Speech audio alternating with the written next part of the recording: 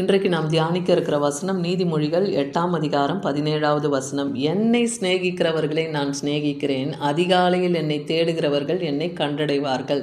இன்னைக்கு கர்த்தர் நம்மோடு இடைப்படுகிறார். கர்த்தரை யாரெல்லாம் சிநேகிக்கிறீங்களோ கர்த்தர் உங்களையும் சிநேகிக்கிறேன்னு சொல்கிறார். அதிகாலையில் என்னை தேடுகிறவர்கள் என்னை கண்டடைவார்கள்.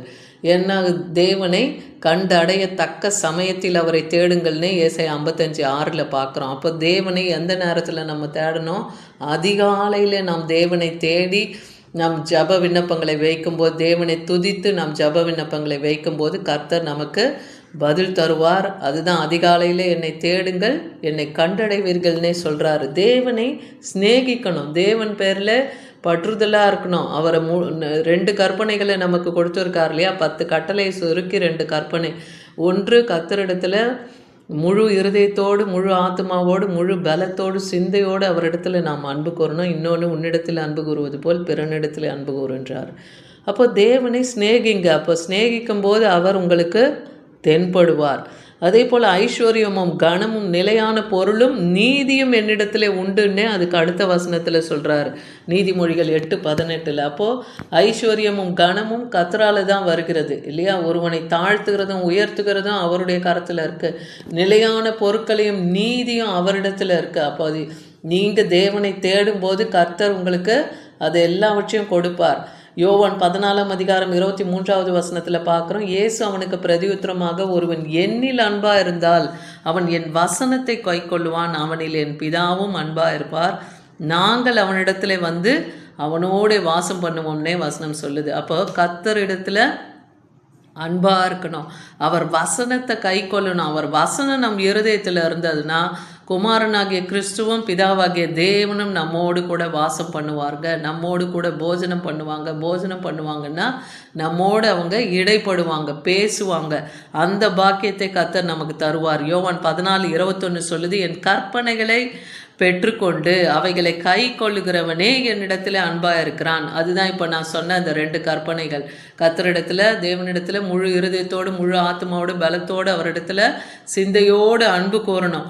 அந்த கற்பனையை நீங்கள் கை கொண்டு நடந்தீங்கன்னா அவரிடத்துல நீங்கள் அன்பாக இருக்கீங்க. அப்போ அவரிடத்துல அன்பாக இருக்கும்போது அவர் பிதாவினிடத்திலும் நீங்கள் அன்பாக இருக்க முடியும். அப்போ நானும் அவனில் அன்பாக இருந்து அவனுக்கு என்னை வெளிப்படுத்துவேன். அதாவது பிதா குமாரன் தன்னை யாருக்கு வெளிப்படுத்தணும்னு சித்தம் வைத்திருக்கிறாரோ அவர்களுக்கு தான் அவர் தன்னை வெளிப்படுத்துகிறார். அப்போ அவர் வார்த்தையில் நிலை கொண்டு அவர் கற்பனைகளை நாம் கை கொண்டு நடக்கும்போது அவர் தன்னை நமக்கு வெளிப்படுத்தி காண்பிக்கிறார்.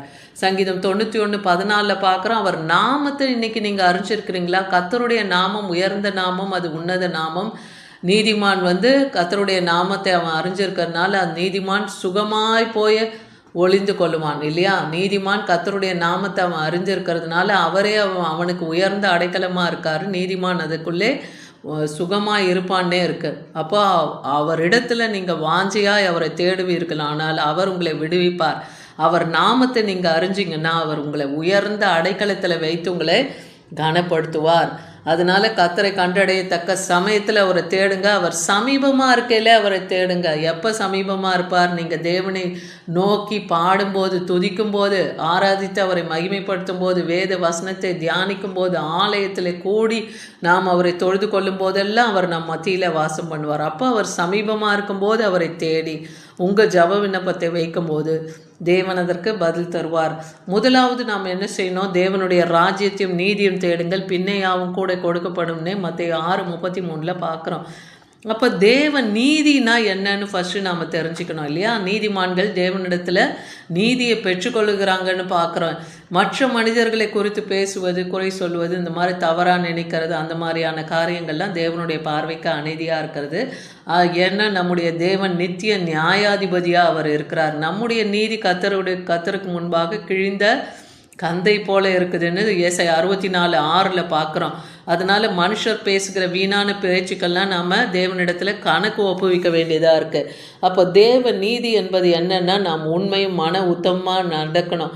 நாம் தேவனுடைய நீதியை தரித்து கொள்ளுகிறவர்களாய், உண்மை உள்ளவர்களாய் நாம் இருக்கணும். அதுக்கு என்னென்ன பண்ணணும்?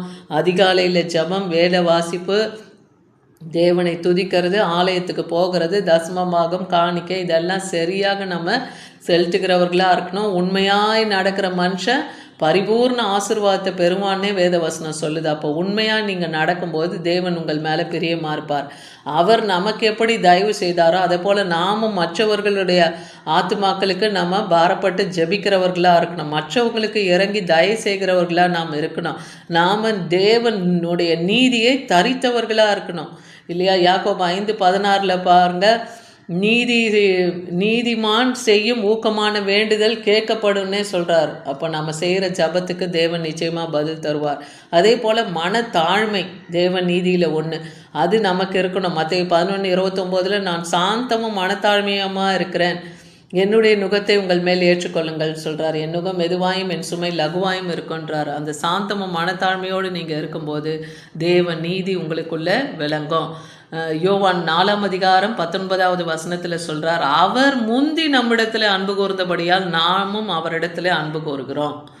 அப்போ நாம் அவரை தேடி அல்ல, அவர் தான் நம்மிடத்தில் அன்பு கூறுகிறார்.